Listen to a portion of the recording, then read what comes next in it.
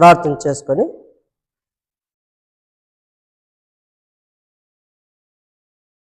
కూడికని ప్రారంభించుకున్నాం. కృపా కరికరలు గొప్ప దేవ, మహిమగల మా తండ్రి, సర్వ సృష్టికి ఆధారభూతుడు, ఆది అంతమై ఉన్న యేసు ప్రభువా, నీ ఘనమైన నామాన్ని బట్టి నేను స్తుతిస్తూ హెచ్చిస్తూ ఆరాధిస్తున్న మహిమపరుస్తున్నాను. నీవే మా దేవుడు, రక్షకుడు, మా విమోచకుడు, గొప్ప దేవుడు తండ్రి. మీ కనికరం మట్టి మీద ఆయన బట్టి పాస్తున్న కొన్ని ఆడకృపను మాకు అనుగ్రహించిన విధానాన్ని బట్టి స్తుతిస్తున్నాం ప్రభువా. అయా మరి యొక్క దినమునైనా మరొకసారి చూడడానికి కృప చూపినందుకే స్తోత్రం. అయా మరి సజీవులు లెక్కలో చేర్చిన తండ్రి, మా ఆయుష్ను పొడిగించి మా గొంతులో ప్రాణం నుంచి నాయన నీ సన్నిధిలో నా దైవ మరొకసారి కొనియాడే కృపను మాకు అనుగ్రహించిన విధానం స్తుతిస్తున్నాం తండ్రి. యొక్క బైబిల్ పట్టణానికి జ్ఞాపకం చేసుకునేందుకే స్తుతిస్తున్నాం ప్రభా. మీరే మా మధ్య అధ్యక్ష వహించాము, చక్కగా జరిగిన నెరవేర్చినాడు. తీసుకొచ్చినటువంటి వారిని బట్టి వందనాలు తండ్రి. మరి యొక్క నాయన మరి వాక్యములు వినేటువంటి ప్రతి ఒక్కొక్కరిని బట్టి ఎంతగానో స్తుతిస్తున్నాం ప్రభువా. మరి అనేకులు రక్షణలోకి వచ్చినట్లు సాయం చేయండి, ప్రతి ఒక్కరి ద్వారాలు తెరవండి ప్రభు. మరి వాక్యమునైనా అనేకులకు దీవెనకరంగా మేలుకరంగా ఉన్నట్లుగా తండ్రి మీరు సహాయపడుతున్నామంటూ ప్రార్థిస్తున్నాను. ఇంతవరకు చేసిన ప్రతి మేలుకై నేను ఎంతగానో స్తుతిస్తూ గణపరిచిస్తూ నిన్ను ఆరాధిస్తూ దేవా మరి నీ సన్నిధిలో సాగిపోయే కృపను మాకు అనుగ్రహించిన విధానాన్ని బట్టి స్తుతిస్తున్నాం దేవా. అల్పుడను బలహీన శివసాటి మరో ప్రతి చక్కగా జరిగిస్తూ నెరవేరుస్తున్నామంటూ యేసుక్రీస్తునామములో ప్రార్థించి వేడుకుంటున్నాం తండ్రి, ఆమేన్. నీ స్వరము వినిపించు ప్రభువా, నీ దాసుడాలకించున్.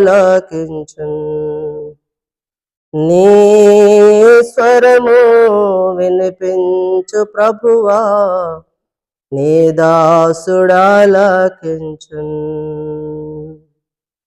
నీ వాక్యమును నేర్పించు, దాని అందు నడుచునట్లు నీతో నీ స్వరము వినిపించు ప్రభువా, నీ దాసుడాలకించున్. ఉదయమునే లేచి నీ స్వరము వినుట నాకు ఎంతో మధురము. దినమంతటి కొరకు నన్ను సిద్ధపరచు, రక్షించు ఆపదల నుండి. ఉదయమునే లేచి నీ స్వరము వినుట నాకు ఎంతో మధురము. దినమంతటి కొరకు నన్ను సిద్ధపరచు, రక్షించు ఆపదల నుండి. రక్షించు ఆపదల నుండి. నీ స్వరము వినిపించు ప్రభువా, నీ దాసుడాలకించున్. నీ స్వరము వినిపించు ప్రభువా, నీ దాసుడాలకించున్. నీ వాక్యము చదివి నీ స్వరము వినుచు నేను సరిచేసి కొందు. నీ మార్గములో నడుచునట్లుగా నేర్పించుము ఎల్లప్పుడు. నీ వాక్యము చదివి నీ స్వరము వినుచు నేను సరిచేసి కొందు. నీ మార్గములో నడుచునట్లుగా నేర్పించుము ఎల్లప్పుడు. పరిశుద్ధ గ్రంథము నుండి మొదటి యోహాను పత్రిక 3వ అధ్యాయం 1వ వచనాన్ని 2వ వచనాన్ని చదువుకుందాం. మనము దేవుని పిల్లలమని పిలువబడినట్లు తండ్రి మనకెట్టి ప్రేమ అనుగ్రహించను చూడుడి, మనము దేవుని పిల్లలమే. ఈ హేతువు చేత లోకం మనల్ని ఎరగదు, ఏలయనగా అది ఆయనను ఎరుగలేదు. ప్రియులారా, ఇప్పుడు మనము దేవుని పిల్లలమై ఉన్నాము. మనం ఇక ఏమవుతామో అది ఇంకా ప్రత్యక్షపరచబడలేదు, కానీ ఆయన ప్రత్యక్షమైనప్పుడు ఆయన ఉన్నట్టుగానే ఆయనను చూతుము గనుక ఆయనను పోలి ఉందుమని ఎరుగుదుము. పరిశుద్ధ గ్రంథంలో రాయబడినటువంటి కొద్ది మాటలు పరిశుద్ధాత్మ దేవుడు మన వెనుకల్లో సహాయించినట్లు. కృపాసత్య సంపూర్ణుడానికి వందనాలు. దయగల తండ్రి స్తోత్రం. మీ అమూల్యమైన ప్రేమను బట్టి నీ పాసానికి వస్తున్నాం ప్రభువా. మరి నీ వాక్యం చేత మమ్మల్ని సరిచేస్తూ సరిదిద్దుతూ దేవా మరి నీ రాజ్యవ్యాప్తిగా సిద్ధపరుస్తున్నాను రుజుపరుస్తున్నాను. అయ్యా బలహీనమైన మా దేహాలను బలపరచండి, మీ ఆత్మతో నింపండి. నీ వాక్శక్తితో ప్రభావ మమ్మల్ని సరిచేస్తూ సరిదిద్దుతూ ప్రభావ మా యొక్క వ్యక్తిగతమైన బలహీనతలను బలాన్ని ఇచ్చి మీ పునరుద్ధ శక్తితో నింపుతూ రమ్మంటూ ప్రార్థిస్తున్నాం. అల్పుడను బలహీనుడు నన్ను సులసాటి మరుగుపరచుకోండి తండ్రి. నాయన నా నోటికి మీ నోరుగా నుంచి మీ బూర ఊదండి, మరి ప్రత్యేకమైన స్వరాన్ని వినిపిస్తురండి. దేవా మీరు మా మధ్యలో ఉన్నవాడు రుజువుపరిచి మీ సహాయాన్ని అందించమని ఇచ్చిన కృపకి వందనాలు చెల్లిస్తూ యేసు క్రీస్తు నామములో ప్రార్థించి వేడుకుంటున్నాం తండ్రి, ఆమేన్. పరిశుద్ధ గ్రంథంలో రాయబడినటువంటి కొద్ది మాటలు పరిశుద్ధాత్మ దేవుడు మన వినికిడిలో సహాయం చేయనుగాక. అయితే ఉదయకాలం ప్రభు సన్నిధిలో చేరువచ్చినటువంటి వారమైన మనము దేవుని యొక్క మాటలను మరొకసారి జ్ఞాపకం చేసుకుందాం. మనము దేవుని పిల్లలమని పిలువబడినట్టు తండ్రి మన కెట్టి ప్రేమ అనుగ్రహించను చూడుడి. పరిశుద్ధ గ్రంథంలో రాయబడినటువంటి దేవుని యొక్క ప్రేమ చాలా వరకు మనము రుచి చూసినటువంటి వారముగా ఉంటున్నాం. దేవుని ప్రేమ మనము రుచి చూసినటువంటి అనుభవంలో ఉన్నట్టుగా పరిశుద్ధ గ్రంథం తెలియజేస్తుంది.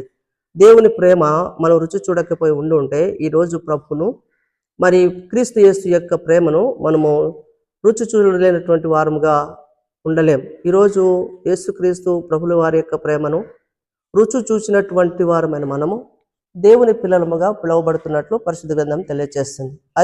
అందుకే అయితే పాత నిబంధనలో మనము దేవుని పిల్లలము అనడానికి ఆధారాలు లేవు, కానీ క్రొత్త నిబంధన గ్రంథంలో మనం దేవుని పిల్లలమని పిలువబడటానికి మరి ఆధారాలు ఉన్నట్టుగా మనం చూస్తున్నాం. ఆదికాండం మొదలుకొని మలాకి వరకు మనం చూసినట్లయితే దేవుని యొక్క ప్రేమను మాత్రమే కనపరుస్తూ దాసుడుగాను సేవకుడుగాను శిష్యులుగాను మరి ఆ విధంగా మరి దేవుని యొక్క పరిచారకులుగా పనివారుగా అనేకులను మరి ఆ విధంగా పిలిచినట్టుగా మనం చూస్తాం. ఇశ్రాయేలు ప్రజలను కూడా మరి దేవుడు మరి వారి పక్షాన వాద్యమాడతాను, యుద్ధం చేస్తాను, వారి పక్షాన నేను నిలబడతానన్నటువంటి లేఖనాలు కనబడతాయి, కానీ పిల్లలము అనేటువంటి పదాన్ని మనం చూడలేం. కానీ కృత నిబంధనలో క్రీస్తు యేసు ప్రభులు వారి యొక్క మహాకృపను బట్టి మనము దేవుని పిల్లలముగా పిలువబడుతున్నాం. దేవుని పిల్లలముగా ఎలా పిలువబడుతున్నాం ఒకసారి మరి యోహాను సువార్త మొదటి అధ్యాయంలోకి వద్దాం. యోహాను సువార్త మొదటి అధ్యాయం 12వ వచనం. తన్ను ఎందరు అంగీకరించారో వారందరికీ అనగా తన నామమునందు విశ్వసించిన వారికి దేవుని పిల్లలగుటకు ఆయన అధికారం అనుగ్రహించను. ఇక్కడ మనం ఏం చూస్తున్నామంటే దేవుని పిల్లలు అనేటువంటి పదాన్ని చూస్తూ ఉన్నాం. దేవునికి ఎలా ఉండాలి, దేవుని పిల్లలు మరి ఏమై ఉండాలో పరిశుద్ధ గ్రంథం జ్ఞాపకం చేస్తుంది. అంటే దేవుని పిల్లలుగా ఉంటూ దేవుని పిల్లలుగా జీవించలేని జీవితాలను మనము జ్ఞాపకం చేసుకుందాం. అంటే దేవుని పిల్లలుగా అంటే రక్షించబడి పాపం నుండి విడిపించబడి దేవుని మహాకృపను బట్టి వారు బ్యాప్టిజం తీసుకుని బలలో చేవేస్తూ దేవుని పిల్లలని పిలువబడుతూ మరి దేవుని పిల్లలుగా ముద్రపడినటువంటి వారే దేవుని పిల్లలని పిలువబడుతున్నటువంటి వారుగా ఉన్న మనము ఇప్పుడు ఏమై ఉన్నామో మనం ఎరుగుదుము. దేవుని పిల్లలుగా ఉన్నటువంటి జీవితం, దేవుని పిల్లలుగా పిలువబడుతున్నటువంటి జీవిత వ్యవస్థ పరిశుద్ధ గ్రంథంలో మనం చూస్తూ వచ్చినప్పుడు యాకోబు జీవితంలో దేవుడు మరి ఒక గొప్ప ప్రణాళిక చేత, గొప్ప ఉద్దేశం చేత దేవుడు యాకోబును ప్రేమించినట్టుగా మనం చూస్తాం. దేవుడు యాకోబును ప్రేమిస్తే యాకోబు ఏం చేశాడంట, లోకాన్ని ప్రేమించినట్టుగా మనం చూస్తూ ఉన్నాం. చూడండి మలాకి గ్రంథం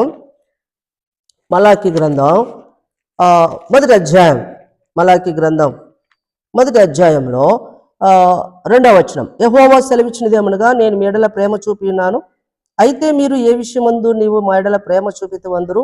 ఏశావు యాకోబునకు అన్న కాడ, అయితే నేను యాకోబును ప్రేమించితిని, ఇదే యెహోవా వాక్. చూసారా, దేవుడు యాకోబును ప్రేమించినట్టుగా మనం చూస్తున్నాం. ఎప్పుడు ప్రేమించాడంట?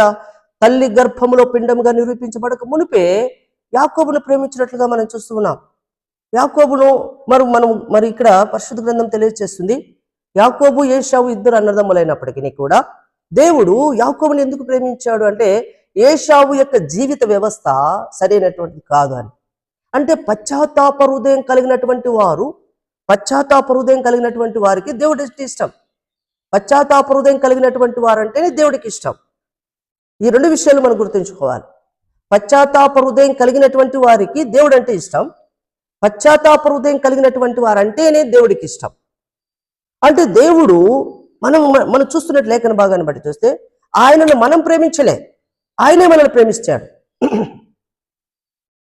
మనం ఆయనను ప్రేమించలేదు, కానీ ఆయన మనల్ని ప్రేమించాడు. నువ్వు ఎలా ప్రేమించితివందువేమో. అయితే ఏశావు యాకోబును కన్న కాడ, అయితే నేను యాకోబును ప్రేమించాను. ఏశావును ఎందుకు ప్రేమించలేదు? ఏశావును ఎందుకు ప్రేమించలేదండి? ఏశావులో పశ్చాత్తాప హృదయం లేదు, మారు మనసు లేదు. పశ్చాత్తాప హృదయం, మారు మనసు కలిగినటువంటి జీవితాలనే ఇక్కడ మనం చూస్తూ ఉన్నాం. పశ్చాత్తాప హృదయం, మారు మనసు కలిగినటువంటి జీవితాలు ప్రభుకి ఇష్టమైనవిగా మనం చూస్తూ ఉన్నాం. అయితే దేవుడు మనల్ని ప్రేమించాడు, కానీ మనం ఆయనను ప్రేమించలేకపోతున్నాం. అంటే ప్రభు మనల్ని ప్రేమించాడు, కానీ మనం ఆయనను ప్రేమించలేని స్థితిలో ఉంటున్నాం. కానీ యాకోబును దేవుడు ప్రేమించినట్లుగా పరిశుద్ధ గ్రంథం ఎప్పుడు ప్రేమించాడంట? రిబ్కా యొక్క గర్భమున పిండంగా నిరూపించబడక మునిపే ప్రభువు తనని ప్రేమించినట్లుగా మనం చూస్తున్నాం. పరిశుద్ధ గ్రంథం తెలియజేస్తుంది, దేవుని యొక్క మాట ఇలాగ తెలియజేస్తున్న లేఖనాన్ని మనం చూస్తూ ఉన్నాం. యాకోబు జీవితంలో దేవుడు తనను ప్రేమించినట్టుగా, మరి రిబ్కా యొక్క గర్భమున పిండముగా నిరూపించబడక మునిపే దేవుడు తనని ప్రేమించినట్టుగా మనం చూస్తున్నాం. అయితే యాకోబు జీవితంలో మనం ఏం చూస్తున్నామంటే, దేవుని ప్రేమించినటువంటి వారిని మర్చిపోయి లోకాన్ని ప్రేమించినట్టుగా మనం చూస్తూ వస్తున్నాం. అయితే క్రైస్తవులు కూడా, క్రైస్తవ జీవితంలో జీవిస్తున్నటువంటి వారు, దేవుని పిల్లలుగా పిలువబడుతున్నటువంటి వారు, వారి యొక్క జీవిత వ్యవస్థ విధానాన్ని బట్టి మనం చూస్తే, మరి పరిశుద్ధ గ్రంథం తెలియజేస్తుంది యాకోబు జీవితంలో ఎందుకు లోకాన్ని ప్రేమించిన వాడుగా ఉన్నాడు, లోకం వైపు దృష్టి మళ్లించిన వాడుగా ఉన్నాడు, లోకంలో ఉన్నటువంటి దాని వైపు ఎందుకు తన యొక్క మనసును మరి ఆ విధమైనటువంటి స్థితికి తీసుకువెళ్ళాడు అన్నటువంటి దాన్ని మనం జ్ఞాపకం చేసుకున్నాం. ఎందుకంటే క్రీస్తు మనల్ని ప్రేమించాడు, మనం దేవుని పిల్లలుగా ముద్రవేయబడ్డాం. అందుకే బైబిల్ చెప్తుంది, మనము దేవుని పిల్లలమై ఉన్నాము, ఈ హేతువు చేతనే మనము దేవుని యొక్క రాజ్యవాసులుగా పిలువబడుతూ దేవుని రాకడకు ఎదురు చూసేటువంటి వారముగా ఉండాలని గ్రంథం తెలియజేస్తుంది. అందుకేమంటాడు, మొదటి యోహాను పత్రిక 3వ అధ్యాయంలో 2వ వచనం మనం చూస్తే, మొదటి యోహాను పత్రిక 3వ అధ్యాయం 2వ వచనాన్ని మనం చూస్తే, ప్రియులారా ఇప్పుడు మనము దేవుని పిల్లలమై ఉన్నాము, మనం ఇక ఏమవుదుమో అది ఇంకా ప్రత్యక్షపరచబడలేదు, కానీ ఆయన ప్రత్యక్షమైనప్పుడు ఆయన ఉన్నట్టుగానే ఆయనను చూతుము గనుక ఆయనను పోలియుందుమని ఎరుగుదుము. అయితే పరిశుద్ధ గ్రంథంలో మనము దేవుని పిల్లలమని ఆత్మ తన ఆత్మతో సాక్ష్యం చెప్పేటువంటి విధంగా ఉండాలంట. మనము దేవుని పిల్లలమైతే మనము దేవుని యొక్క రాజ్యములకు వారసులమై ఉంటున్నాం. మనము దేవుని పిల్లలమైతే దేవుని తండ్రి నాయన అబ్బా అని పిలిచేటువంటి అధికారాన్ని కలిగి ఉంటున్నాం. అయితే మనం దేవుని పిల్లలమని పిలువబడుతున్నామే కానీ ఆయన ప్రత్యక్షతను కనుగొనలేనటువంటి స్థితిలో ఉంటున్నాం. కారణం ఏంటో తెలుసా? మనము ఆయనకు, అంటే ఆయన రూపంలోనికి మార్చబడినటువంటి వారముగా ఉండాలని, ఆయన స్వరూపంలోనికి మార్చబడినటువంటి వారముగా ఉండాలని, ఆయన పిల్లలముగా మనం పిలబడుతున్నటువంటి విధానాన్ని బట్టి చూస్తే మనము ఆయనకు మాదిరిగా ఉండేటువంటి జీవిత వ్యవస్థను మనం కలిగి ఉండాలని. అందుకంటాడు యోహాను అదే మొదటి యోహాను పత్రిక 4వ అధ్యాయంలో 4వ వచనం చూడండి. చిన్నపిల్లలారా, మీరు దేవుని సంబంధులు, మీలో ఉన్నవాడు లోకములో ఉన్నవాని కంటే గొప్పవాడు గనుక మీరు వారిని జయించి ఉన్నారు. గమనించాడు. అయితే పరిశుద్ధ గ్రంథం తెలియజేస్తుంది, లోకంలో ఉన్నవాని కంటే నాలో ఉన్నవాడు గొప్పవాడు అన్నటువంటి విధానాన్ని పరిశుద్ధ గ్రంథం వెల్లడపరుస్తుంది. మరి లోకంలో ఉన్నవాడు ఎవరు? లోకంలో ఉన్నవాడు ఏం చేస్తాడు? లోకంలో ఉన్నవాడు ఎక్కడికి తీసుకెళ్తాడు? లోకంలో ఉన్నవాడు ఏ విధమైనటువంటి స్థితికి దిగజారి మరి మనిషిని, అంటే విశ్వాసాన్ని తీసుకెళ్తాడో, దిగజారిపోయినటువంటి జీవితంలోకి ఎక్కడికి తీసుకెళ్తాడో మనకు పరిశుద్ధ గ్రంథం బాగా తెలుసు. అందుకే లోకంలో ఉన్నవాడు కూడా శక్తిమంతుడే, బలవంతుడే. లోకంలో ఉన్నవాడిని అంత ఈజీగా వదిలేయకండి. లోకంలో ఉన్నవాడిని అంత ఈజీగా మాట్లాడకండి. లోకంలో ఉన్నవాడు కూడా బలవంతుడుగా ఉన్నాడు. ఎటువంటి వ్యక్తినైనా సరే పాపపు ఊబిలోనికి తీసుకువెళ్ళడానికి, లోక సంబంధమైనటువంటి జీవితంలోకి తీసుకువెళ్ళడానికి వాడు సమర్థుడుగా ఉంటున్నాడు. అయితే మనలో ఉన్నవాడు గొప్పవాడు.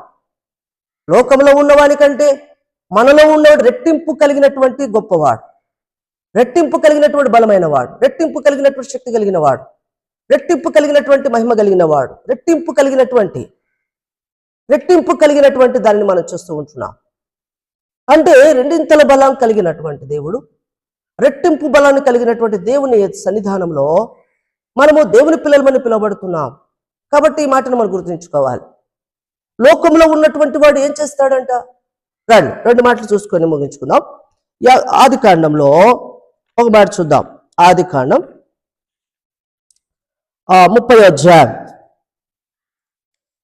ఆది కాండం 30వ అధ్యాయం 2వ వచనం చూడండి. యాకోబు కోపము రాహేలు మీద రగులుకొనగా అతడు, నేను నీకు గర్భఫలమును ఇవ్వకపోయినా దేవునికి ప్రతిగానున్నానా అనెను. రెండవది 29వ అధ్యాయం 17వ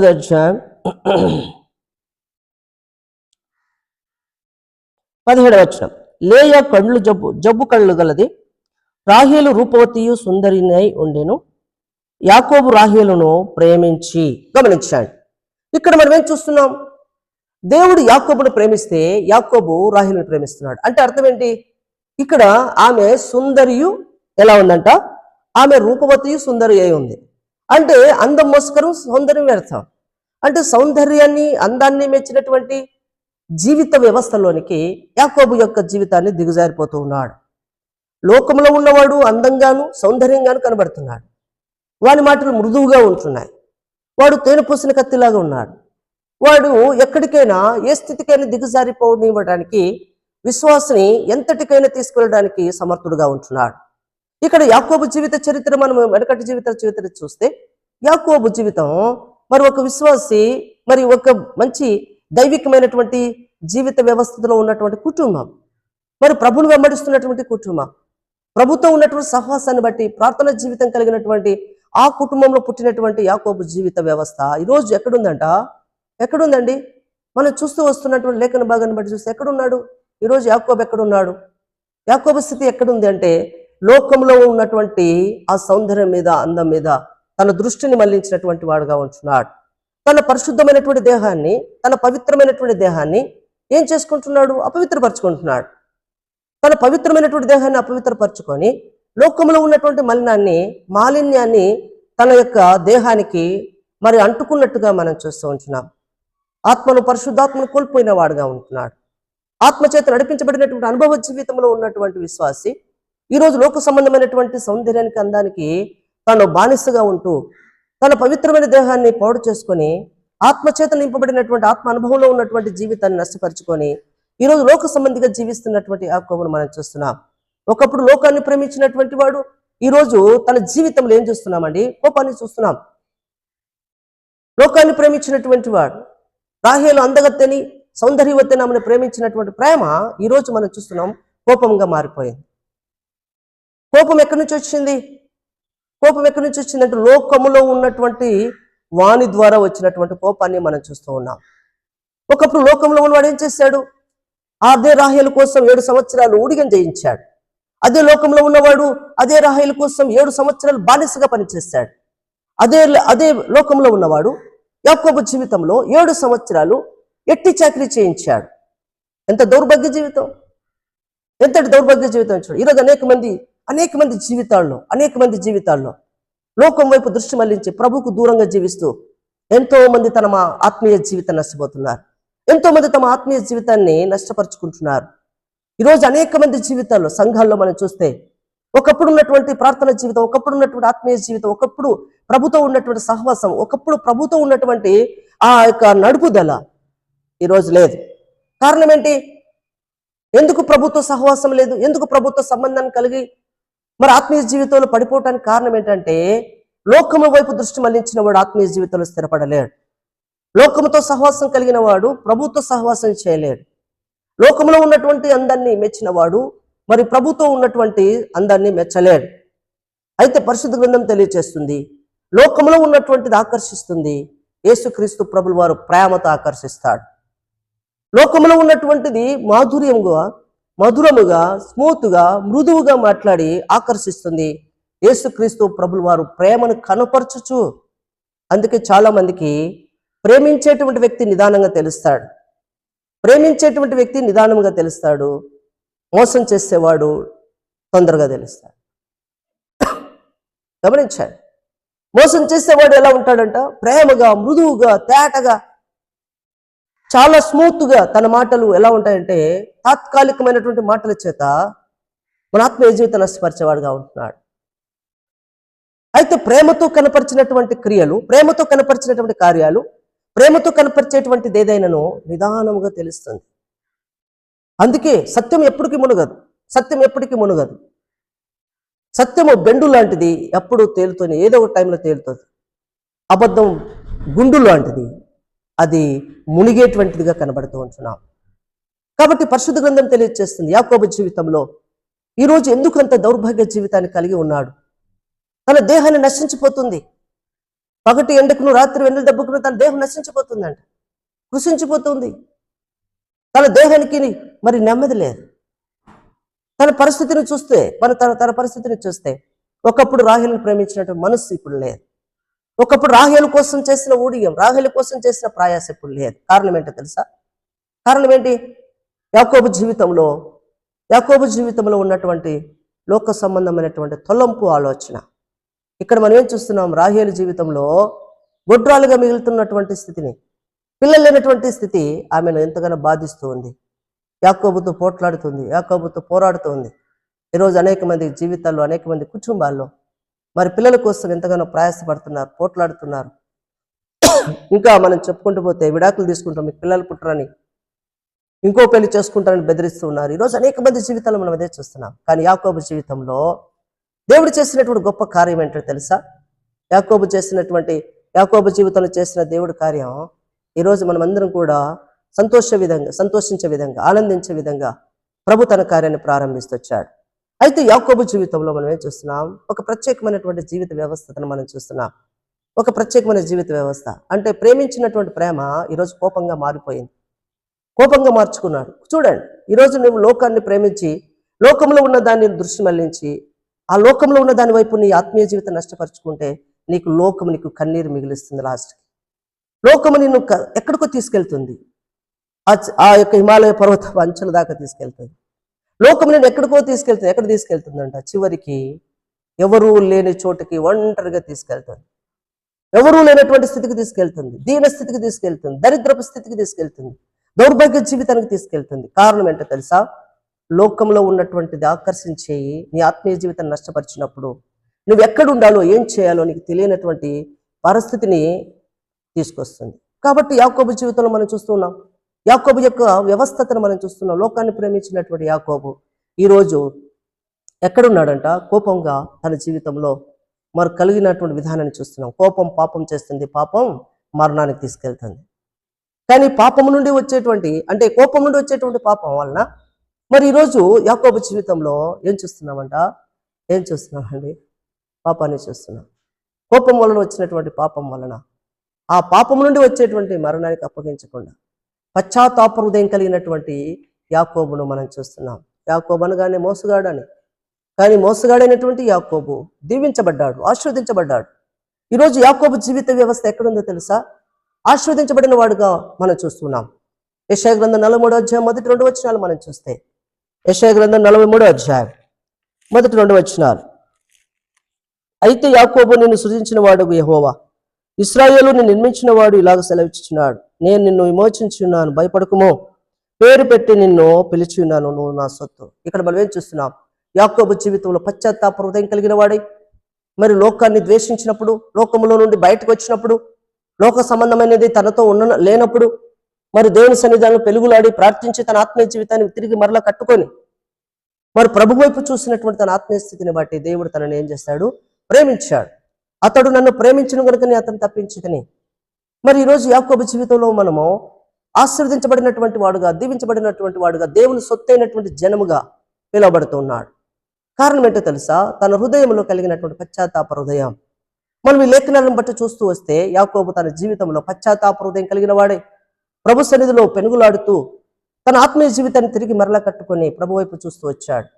కాబట్టి ప్రభు తనను ఆస్వాదించాడు, కాబట్టి తన పేరును మార్చాడు, కాబట్టి తన జీవిత వ్యవస్థ ప్రభు మారుస్తూ వచ్చాడు, తన వ్యక్తిత్వాన్ని దేవుడు మారుస్తూ వచ్చాడు. ఈరోజు దేవుడే తన సొత్తుగా తన జనముగా ముద్ర వేసుకొని మరి ప్రత్యేకమైనటువంటి జనముగా పిలువబడటానికి పరిశుద్ధాత్మ సాయం చేస్తున్నాడు. అయితే ఈ యొక్క ఉదయకాలం ప్రియ సహోదరుడా, మన వ్యక్తిగతమైన బలహీనతలో కూడా మనం పశ్చాత్తాప హృదయం కలిగిన వారమే ప్రభు వైపు చూచుచు మనము ఇంకా అంటే ప్రభు యొక్క ప్రత్యక్షతను కనుగొనేటువంటి స్థితిలో మనం లేము. కాబట్టి ఆయన వచ్చే సమయానికి మనం ఏమై ఉండాలంట? ఆయన రూపంలోకి మార్చబడినటువంటి వారమై ఉండాలి, ఆయన స్వరూపముగా మార్చబడినటువంటి వారముగా ఉండాలి. ఆయన పిల్లలుగా మనము ప్రత్యేకమైనటువంటి జన్మగా ఉండుటకు మనము సరిచేసుకునేటువంటి వారముగా ఉండాలి. అందుకంటాడు చూడండి, 1 యోహాను పత్రికలో మరొకసారి 4వ అధ్యాయంలో ఒక మాటను జ్ఞాపకం చేసుకుందాం. 1 యోహాను పత్రిక 4వ అధ్యాయం 10వ వచనం. మనము దేవుని ప్రేమించితమని కాదు, తానే మనల్ని ప్రేమించి మన పాపములకు ప్రాయచిత్తమై ఉండుటకు ఆయన తన కుమారుని పంపెను. ఇందులో ప్రేమ ఉన్నది. ప్రియులారా, దేవుడు మనలను ఇలాగూ ప్రేమింపగా ఒకరినొకడు ప్రేమింపబద్ధులమై ఉన్నాము. ఏ మానవుడును దేవుని ఎల్లప్పుడూ చూచి ఉండలేదు. మనం ఒకరినొకడు ప్రేమించినట్లా దేవుడు మన యందు నిలిచియుండును, ఆయన ప్రేమ మన యందును సంపూర్ణమగును. గమనించాడు, దేవుడు ప్రేమామయుడు, దయామయుడు.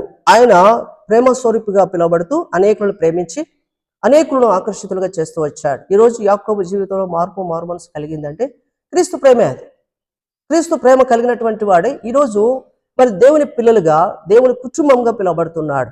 అందుకే బైబిల్ గ్రంథం తెలియజేసింది, అబ్రహాము దేవుడును, ఇస్సాకు దేవుడును, యాకోబు దేవుడునని ప్రభువే తన నోటి ద్వారా పలికినటువంటి మాటలు మనం చూస్తాం.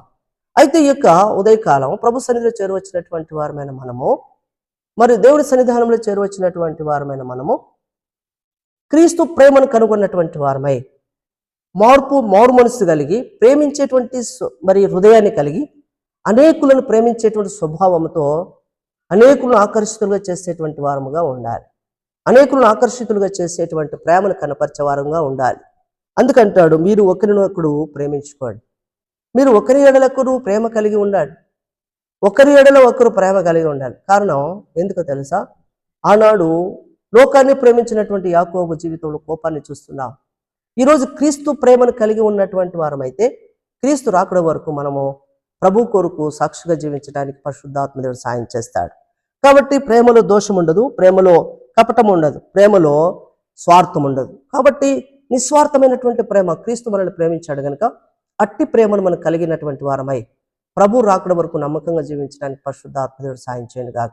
ఈ యొక్క ఉదయకాలం పరిశుద్ధ స్థలములో చేరినటువంటి వారమైన మనము మరి ఈ యొక్క మూడో అధ్యాయంలో 1 యోహాను 3వ అధ్యాయంలో మనం ఒక మాటను జ్ఞాపకం చేసుకుందాం. చూడండి ప్రియులారా, మనం ఇప్పుడు మనము దేవుని పిల్లలమై ఉన్నాం. మనం ఇంకా ఏమవుదుమో అది ఇంకా మనకు ప్రత్యక్షపరచబడలేదు. కాబట్టి ఏమవుదామో అంటే ఇక్కడ ఒక క్వశ్చన్ మార్క్ మనం చూస్తాం. ఏమవుతామండి? మనం ప్రభును ప్రేమిస్తే దేవుని పిల్లలం అవుతాం, ప్రభును ప్రేమించకపోతే శాపగ్రస్తులం అవుతాం. క్రీస్తును ప్రేమించిన వాడు శాపగ్రస్తుడు. కాబట్టి మనము శాపగ్రస్తమైన దానిలో నుండి బయటకు వచ్చిన వారం, పాపం చేతులు అపరాధం చేసి చచ్చిన వారు మనల్ని క్రీస్తు చేసి బ్రతికించడానికి లోకానికి వచ్చాడు. ఈ లోకంలోకి వచ్చినటువంటి దేవుడు మనల్ని ప్రేమించాడు. ఎఫెసీ 2:1 వచ్చిన ప్రకారం మనల్ని జీవింపచేస్తున్నటువంటి దేవుని బట్టి ఆయన ప్రేమను మనం కలిగి ఉండాలి. ఆయన ప్రేమను మనం కలిగి ఉన్నప్పుడే ఆయనతో కూడా మనం ఉండడానికి పరిశుద్ధాత్మ సాయం చేస్తాడు. కాబట్టి మనం ఇంకా ఏమవుదుమో ప్రత్యక్షపరచబడలేదు కనుక ఆయన రాకడకు మనము సిద్ధపడే వారముగా ఉండాలి. సిద్ధ మనస్సు కలిగినటువంటి వారమై ఉండాలి. ఆయన ప్రేమను కనుగొన్నటువంటి వారమైన మనము ఆయన రాకడలో ఎత్తబడటానికి పరిశుద్ధాత్మ దేవుడు సహాయం చేయనట్టు మన వ్యక్తిగతమైనటువంటి బలహీనతలు ఒప్పుకొని విడిచిపెట్టు వారమై ప్రభు వైపు చూచుచు నిరీక్షణతో ముందుకు సాగిపోయే వారముగా ఉందా. కృపా కనికరములు గొప్ప దేవ, మహిమగల మా తండ్రి, సర్వ సృష్టికి ఆధారభూతుడు, ఆది అంతమై ఉన్న యేసు ప్రభు, ఆమె ఘనాన్ని స్తుతిస్తూ ఆరాధిస్తూ హెచ్చిస్తూ నేను పొగుడుతూ మరొకసారి నీ పాదస్థులను కొనియాడే కృప మాకు అనుగ్రహించినందుకే స్తోత్రం ప్రభు. మరి ఉదయకాలం నాయన మరి నీ సన్నిధిలో చేరుట ఎంత గొప్ప భాగ్యం ప్రభువా. నిజంగా నువ్వు మా దేవుడు అని, మా రక్షకుడు అయి దేవా, మీరు మాకు ఇచ్చిన గొప్ప రక్షణకై నేను ఎంతగానో స్తుతిస్తున్నాను. మీరు రక్షణ పాత్ర చేత పుచ్చుకునే సన్నిధిలో దేవా మరి స్తుతించి ఆరాధించి కృపను అనుగ్రహించినందుకే స్తోత్రం. పాటల ద్వారా మీరు మహిమ తెచ్చుకున్న వాక్యం ద్వారా మీరు మాట్లాడుతూ వచ్చారు నాయన. మరి ప్రభువా, నీ సన్నిధానంలో తండ్రి చేరువచ్చిన ప్రతి కుటుంబాన్ని బట్టి స్తుతిస్తున్నాం. ప్రతి కుటుంబం రావాల్సినటువంటి దీవెనలు ఆశీర్వాదం ఇచ్చేయండి ప్రభువా. మరి నువ్వు ఉన్నవాడుగా రుజువుపరిచిన సహాయాన్ని అందించండి.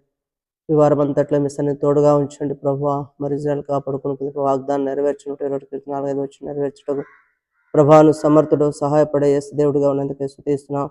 మరి ఇంతవరకు చేసిన ప్రతి సహాయాన్ని బట్టి వందనాలు. మరి జరగలేని ప్రతి కార్యం బట్టి నేను ఎంతగానో స్తుతిస్తూ ఇంకా అనేకులు రక్షించబడ్డానికి నాయన ఇదిగో ఉన్న తండ్రి మీ సన్నిధిలో సాయం చేయండి దేవా. మరి నీ బిడ్డల నాయన ఆత్మీయ జీవితంలో స్థిరపడి బలపడి నీ కొరకు సాక్షులు జీవించి కృపను అనుగ్రహించండి. తండ్రి లోకంలోకి వెళ్తున్నప్పటికీ లోక సంబంధం మలినాన్ని అంటుకున్నట్లు ప్రభావ మీ కాపుదల కంచబద్ధ క్షేమం చేసి సంపూర్ణ కార్యం జరిగిస్తున్నారు. సూపరిశ్రమండి యేసుక్రీస్తు నామములో ప్రార్థించి వేడుకుంటున్నాం తండ్రి, ఆమేన్. తండ్రి అయిన దేవుని ప్రేమ, కుమారుడైన యేసుక్రీస్తు వారి యొక్క కృపా కనికరం, పరిశుద్ధాత్మ దేవుని నిత్య సంబంధం కూడిన మనకు లోకల పరిశుద్ధులకు, సంఘంలో ప్రతి కుటుంబ దూరం బిడ్డలకును ఇప్పుడును ఎల్లప్పుడు సదాకాలం దేవుడు మనందరికీ తోడే నడిపించును గాక, ఆమేన్.